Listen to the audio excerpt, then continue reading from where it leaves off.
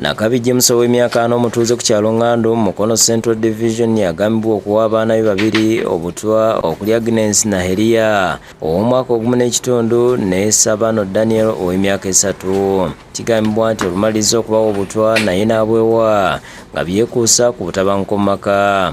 Yabadde agenze ku ssaawa emu omwami we yakomyewo n'atalaba mukyala waka n'agamba anobye agenze kati ye yakomyewo ku ssaawa 3 weyaweeredde abaana obutwa.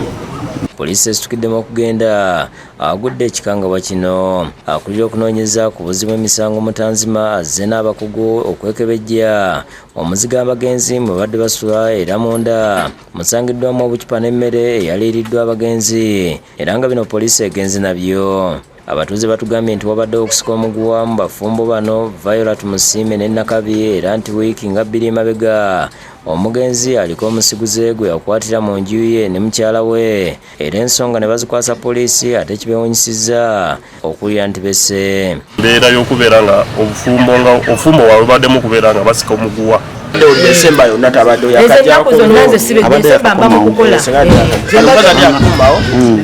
nga bali bulungi bulijjo. Nalubega Grace Ngono era ni road yagamba omugenzi ne mukyalo we Viola olunaku lwajjo bakoze bonna emirimu omuli okwoza engoye n'ebintu wabula ate ekiro ku ssaawa 3 n'awulira ebintu ebiwunya n'oluyogaano ng'abaana balajja nawe okukeberayo nga bonna batanase era ne bakubira ssentebe. Ssaawa 3 we natandikidde nze okuwulirira nga galiki banze sijja kisazaamu kwa kye nawulidde nga mpulira galiki awunya ow'amaanyi mba omusajja yeewadde obutwa mba omukazi yagenze biki n'enzirika n'enfuluma.